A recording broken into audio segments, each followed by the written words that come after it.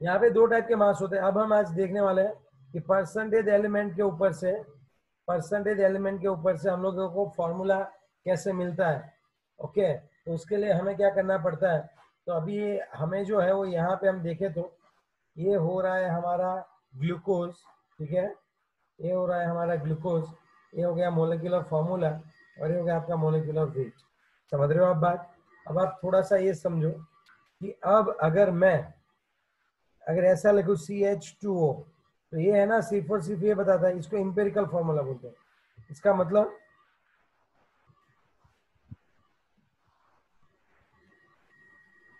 मतलब ये होता है कि ये सिर्फ और सिर्फ ये दिखाता है कि वन कार्बन जो है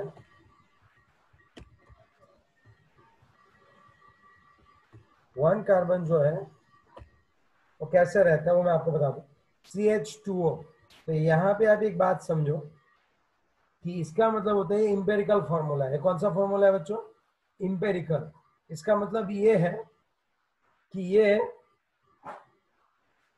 आप अच्छे से समझो, तो इसका मतलब, अरे ये मैं पढ़ा रहा हूँ और ये गधा पूछ रहा है रिजल्ट कब मिलेगा। गधा है तू, पढ़ाएगा करेगा पहले।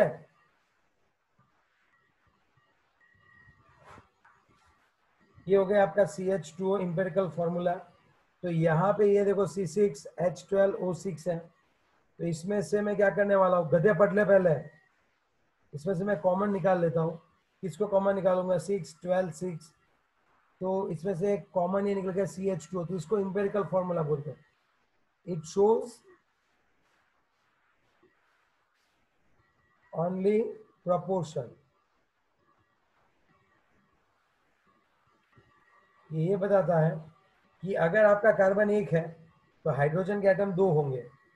अगर आपके कार्बन 1 है, कार्बन एटम 1 है, तो ऑक्सीजन एटम भी 1 होगा, और compare to that hydrogen atoms 2 होंगे। अब समझ रहे हो बात। तो इसको इंपेरिकल फॉर्मूला बोलते हैं। और फिर हम बोलने वाले हैं इंपेरिकल फॉर्मूला वेट। अब ये क्या है इंपेरिकल फॉर्मूला वेट, हम वो देख लेते हैं। इसका मतलब सीधा ही ये होता है, इंपेरिकल फॉर्मूला वेट का मतलब सीधा ही होता है, इसका वेट गिन लेना है। जैसे ये हो गया कार्बन का, हो गया 12, 2 + 16, ये हो गया आपका 13।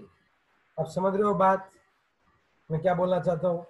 ये ग्लूकोज का मोलिकुलर फॉर्मूला है और इंपेरिकल फॉर्मूला है, दोनों में डिफरेंस क्या है? मोलिकुलर फॉर्मूला ये दिखाता है कि एक ग्लूकोज के मोलिक्यूल में कितने एटम्स है, और इंपेरिकल फॉर्मूला ये बताता है कि भाई यहाँ पे जो है इन सभी में प्रपोर्शन कितना है। ओके, तो इन दोनों के बीच में रिलेशन क्या है? तो molecular formula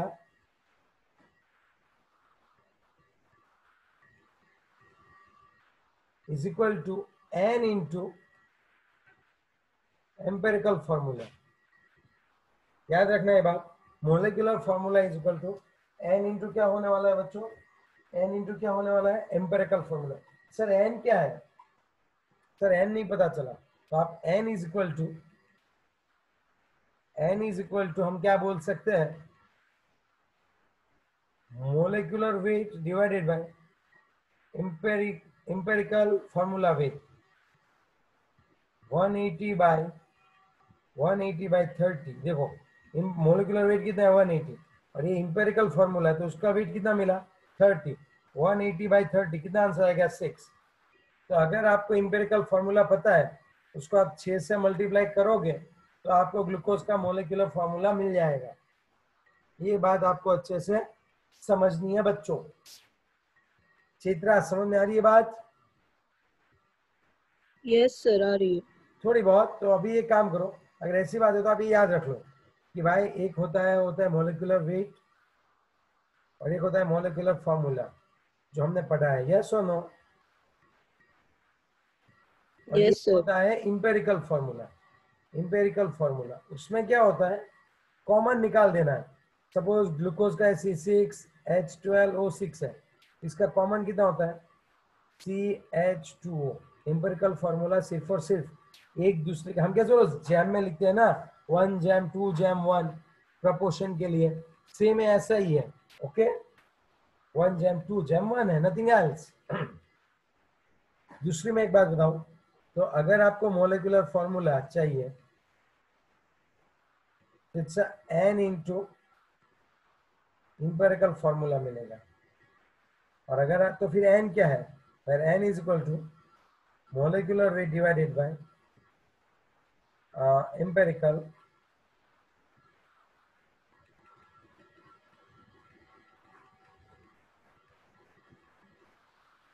empirical formula weight, ये चीज बनती है।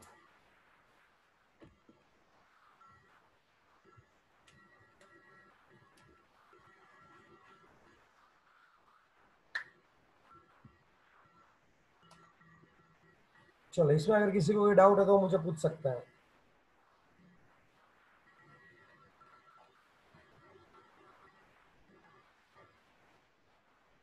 यहाँ तक क्लियर? आगे Yes, बढ़े, sir. आगे बढ़े थोड़ा। ये आप सिखा क्यों रहे हो लेकिन सर? अभी हमें आपको पता चल जाएगा। चलो टेक्स्ट बुक निकालो। टेक्स्ट बुक का एक सम है जो हम हमारी तरफ से करेंगे। मुझे नहीं पता है, आपके पास टेक्स्ट बुक है? मुझे निकालनी पड़ेगी, निकालते हैं। Wait for the 1 minute. Page number कितने हैं? 16। 16। बस इतना ही चला है क्या अभी तक हमने?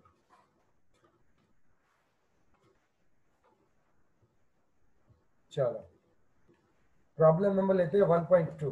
ठीक है, अ कंपाउंड कंटेन्स, चलो हम हमारे पास एक ऐसा एक कंपाउंड है। ओके, और कंपाउंड जो है वो कंटेन्स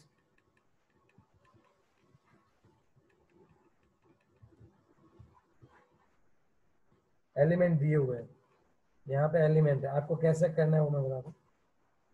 एलिमेंट के परसेंटेज है। ये पहला एलिमेंट, कौन कौन है एलिमेंट? हाइड्रोजन है, उसका परसेंटेज कितने हैं बताओ? हाइड्रोजन का परसेंटेज 4.07। 4.07। फिर कौन है? कार्बन है कितने परसेंटेज है? 24.27। 24 24.27। ओके, फिर कौन है? क्लोरीन 71.65। Chlorine Cl 71.65। ओके, और इसका मोलिकुलर वेट कितना है? 98.96।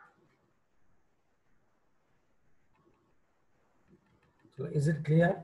Yes or no? 98.96 ग्राम, यही होता है ना?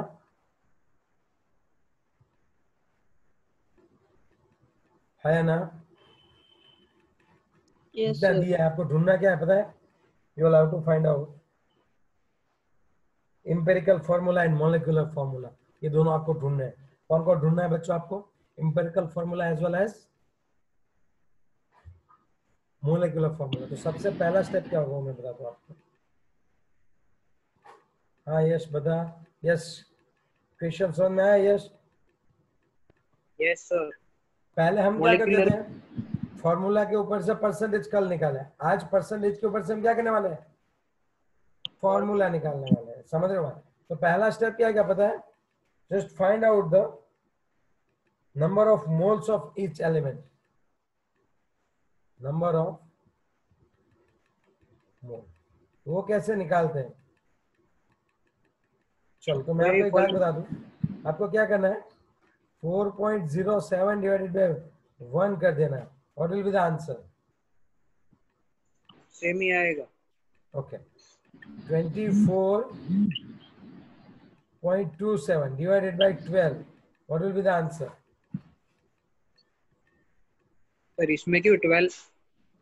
कार्बन है ना, वेट अपन मोलिकुलर हाँ वेट, हाँ सब. वेट है 24.27 डिवाइडेड बाय 12। कितना आंसर आएगा? 2.0225। ओके, अब सोचो, यहाँ पे क्लोरीन है 71.65 है डिवाइडेड बाय 35.5, क्या आंसर आएगा?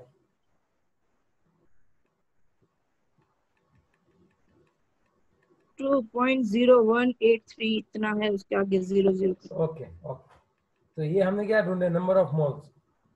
अब आपको करना क्या होगा वो मैं आपको बता दूं। तो सबसे पहले एलिमेंट, उसके परसेंटेज निकाले, नंबर ऑफ मोल्स निकाल दिया। अब जो है हम क्या करने वाले पता है आपको? पहले क्या किया मैंने, सिर्फ याद रखा ना आपने मैंने क्या किया, यहाँ पे जो था उसको डिवाइडेड बाय उसका एटॉमिक वेट कर दिया। ओके,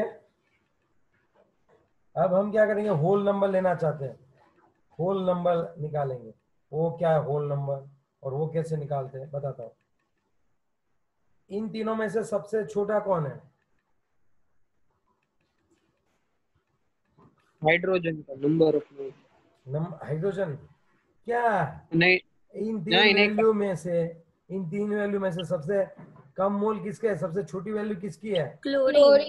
क्लोरीन के। उसकी वैल्यू से हम सबको डिवाइड कर देंगे ऐसे, 4.07 डिवाइडेड बाय क्लोरीन की कितनी है, 2.0183। क्या आंसर आया बताओ?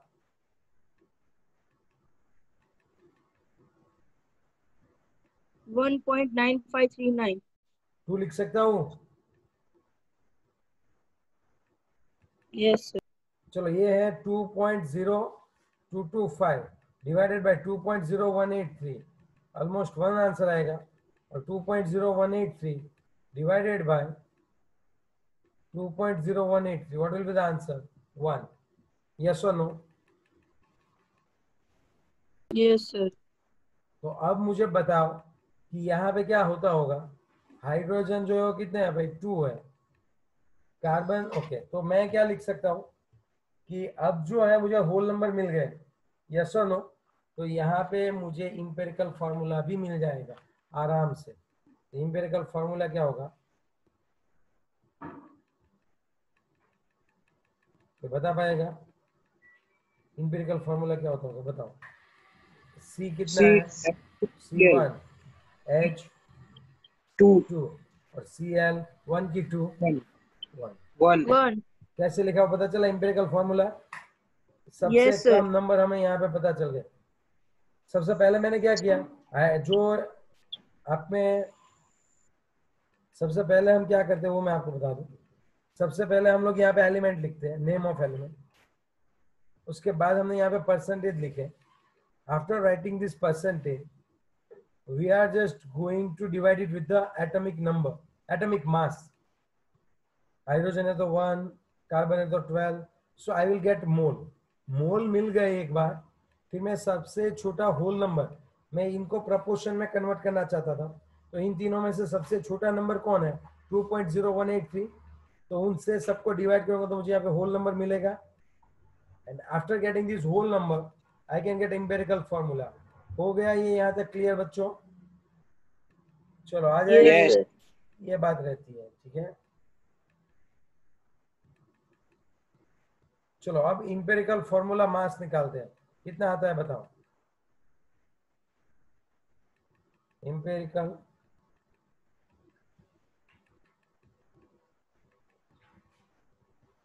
Formula mass 49.5 gram. 12 plus 2 plus 35, 49.5। what is the answer? 49.5 gram. Okay, अब आप सोचना थोड़ा सा, मोलिकुलर फॉर्मूला ढूंढना है आपने। Is equal to n into empirical formula, yes और नो? Yes sir. चलो अब n तो पता नहीं है, तो पहले n निकाल लेते हैं। चलो यहाँ से n is equal to molecular weight upon empirical formula वी। चलो मोलिकुलर वेट है 98.96, क्वेश्चन में दिया गया है देखो। और इंपेरिकल फॉर्मूला मास कितना है? 49.48। 49। आंसर कितना आएगा वो बताओ अभी यहाँ पे, 2। पक्का वाला? सर। यस। 49। हाँ सर 2 ही आएगा। 2 आ गया। तो अब मुझे क्या करना है, हाँ। मोलिकुलर फॉर्मूला ढूंढना है, तो 2 इंटू CH2Cl का मोलिकुलर फॉर्मूला क्या हो जाएगा बताओ? C2 C2H2Cl2। CH2Cl का C2H4Cl2।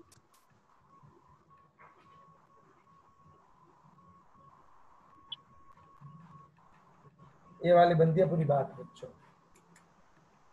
अगर यहाँ पे होल नंबर नहीं आ रहा, सपोज यहाँ पे 2, 1.5 और 1 आ रहा है, तो इन सबको 2 से मल्टीप्लाई कर देना है, लेकिन होल नंबर चाहिए हमें, समझ रहे हो बात। सपोज यहाँ पे 1.5 आया, तब फिर आपको तुमको सबको 2 से 2 से मल्टीप्लाई मल्टीप्लाई कर करना। देना है, नथिंग एल्स। लेकिन चाहिए यहाँ पे होल नंबर, तो it's very easy one. Okay, तो इस तरह से हम लोग क्या कर सकते हैं, आराम से जो है वो अपना मॉलिक्यूलर फार्मूला हम लोग ढूंढ सकते हैं। जैसे मैं एक एग्जांपल देता हूँ, चलो हो गया ये। सर उसे मल्टीप्लाई करना है, मीन्स वो पॉइंट में आया हाँ, तो मीन्स 2 से कर देना है, तो वो पॉइंट निकल जाएगा ना, सब होल नंबर हो जाएगा, ओके। है ना।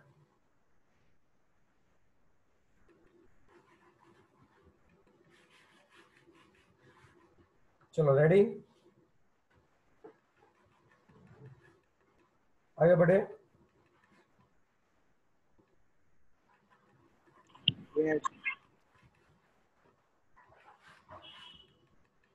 पक्का ना, आगे बढ़े हम लोग। यस हाँ sir, yes sir.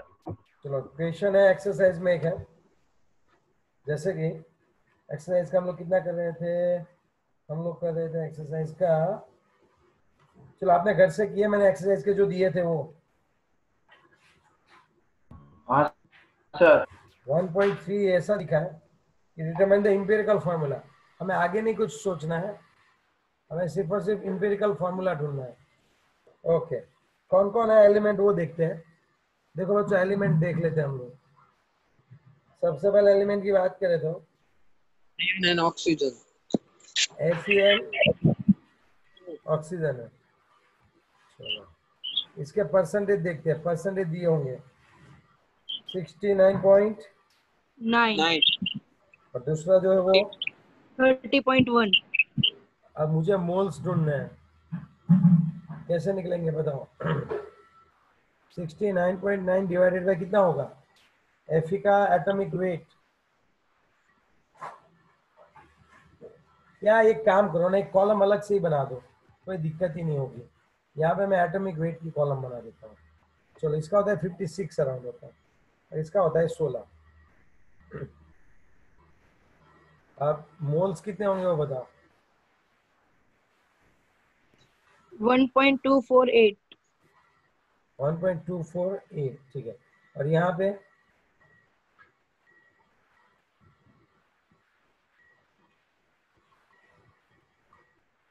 1.88125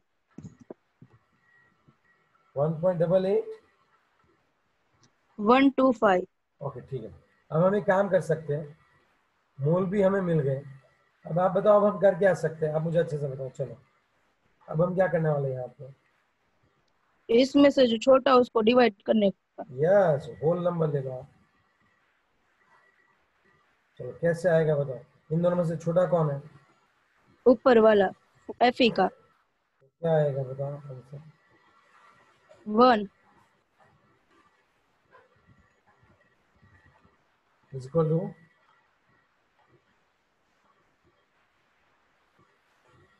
is equal to 1.5072 1.5।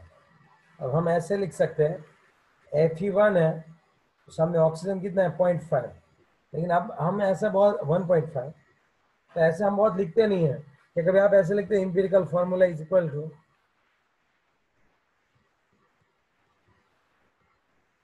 Fe1 oxygen 1.5, इसको हम 2 से मल्टीप्लाई कर देते हैं, so answer will be Fe2O3, that's all. Whole number में चाहिए, तो मैं क्या बोल रहा था, इसको हम 2 से मल्टीप्लाई कर देते हैं, तो ये हो जाएगा 2 और ये हो जाएगा 3, तो आंसर आ जाएगा Fe2O3। सर हेलो यश, मल्टीप्लाई तो दोनों को ही करना है ना। हाँ यार दोनों को ही करेंगे ना, एक को नहीं कर सकते यार, ऐसा थोड़ी है इसको करते इसको नहीं करते, दोनों को करना पड़ता है, सबको, जितने भी एलिमेंट है सबको। किसी एक के लिए करोगे तो बायस हो गए, वो तो पार्टी बैठ सट गए, क्या पार्टियां बिठाए ऐसा।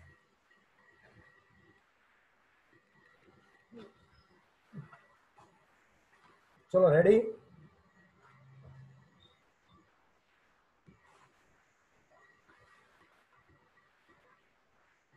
आगे बढ़े हम लोग।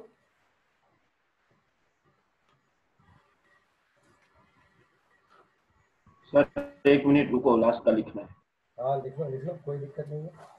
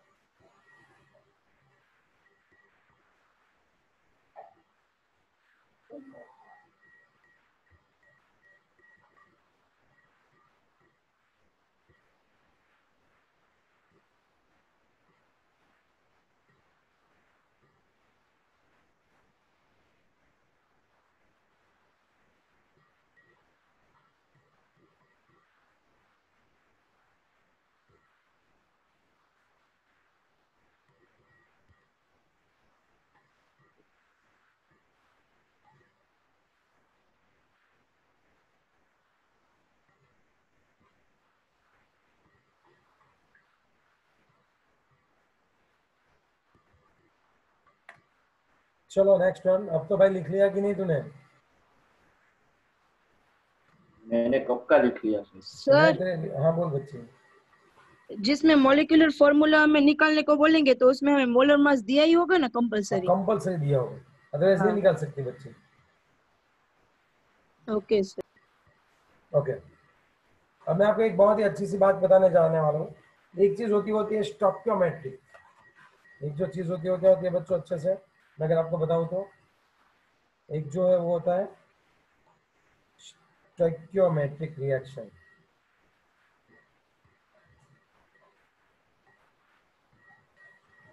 स्टोइकियोमेट्री ये क्या है सर? स्टोइकियोमेट्री वो मैं आपको अच्छे से समझाता हूँ, सोचो आप थोड़ा सा कि हर बार ये फिक्स ही है कि 2H2 plus O2 it gives you 2H2।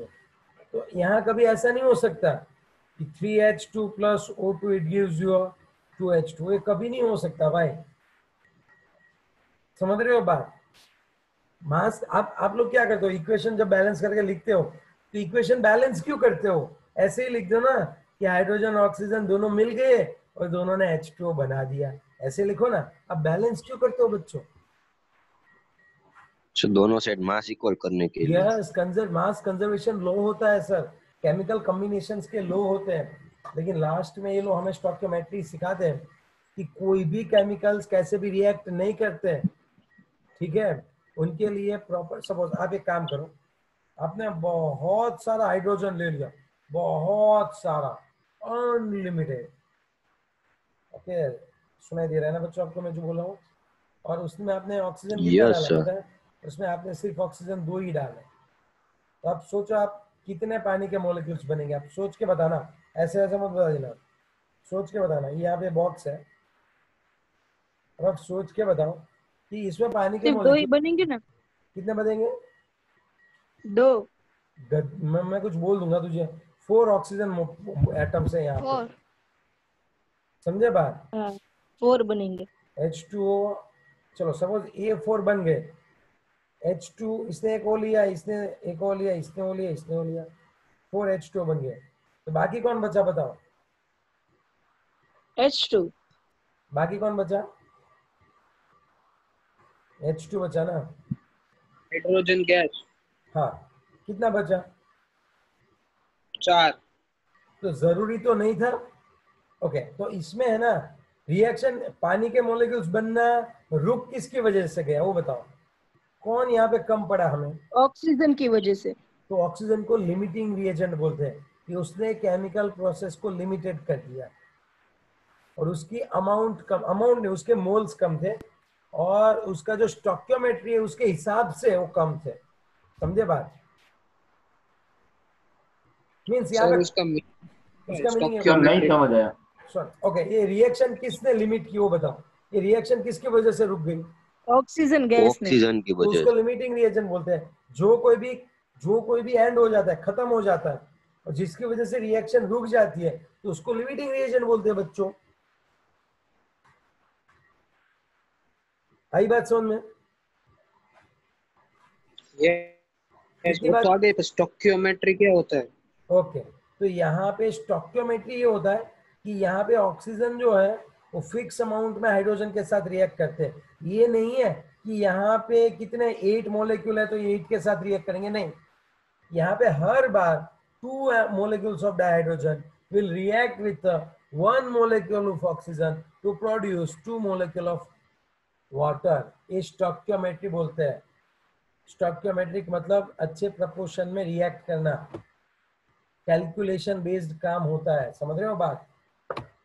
Hello, यहाँ पे ऐसा नहीं है कि यहाँ पे ऐसा मैं नहीं बोल सकता कि 4 हाइड्रोजन के जो मोलेक्यूल है वो एक ऑक्सीजन के साथ रिएक्ट करेंगे, नहीं। हर बार it's a compulsory 2 molecules of dihydrogen will react with the 1 molecule of O2 to produce 2 molecules of H2O। इसको बोलते हैं स्टोकियोमेट्री। स्टोकियोमेट्री का मतलब ये होता है, ग्रीक में तो इन्होंने बोला था मेजरमेंट, स्टोकियोमेट्री। ओके, इन लोगों की जो लैंग्वेज है वो आप रहने दो, मैं आपको चलो पूरा एक एग्जांपल देके समझाता हूँ। चलो टेक्स्ट बुक का ही एग्जांपल लेते हैं। नहीं सर, पहले खुद का लेते हैं फिर हाँ ठीक है, पहले खुद का एक एग्जांपल ले लेते हैं। चलो कार्बन है प्लस O2 है, कार्बन सॉलिड है, O2 गैस है, it gives you CO2 gas. तो स्टोकियोमेट्री किसको बोलते हैं पता है आपको?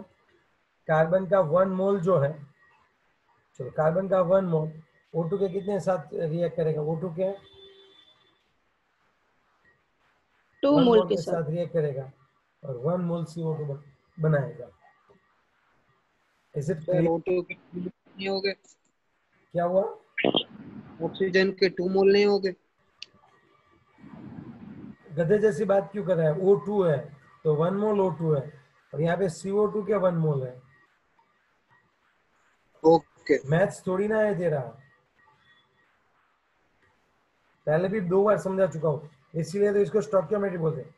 अगर मैंने 6.022 इंटू 10⁻23 ग्राम कार्बन के एटम ले लिए,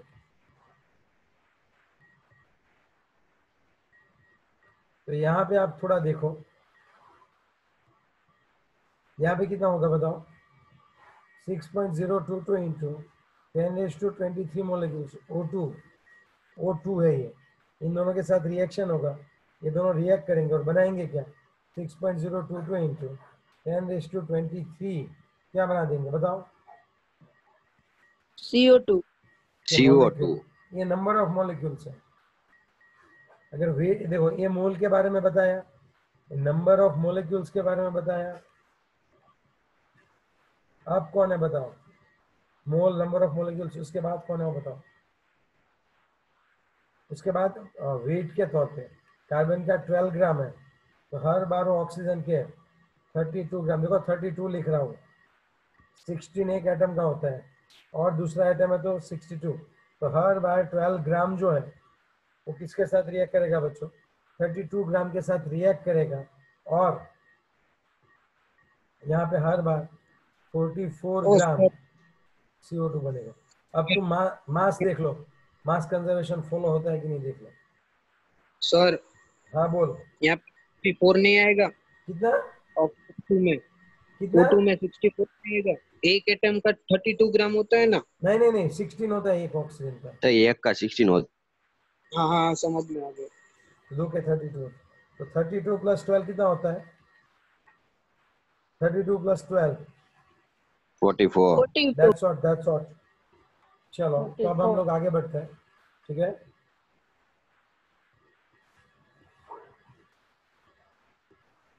एक काम करते हैं, अभी जो है वो अभी ये जो है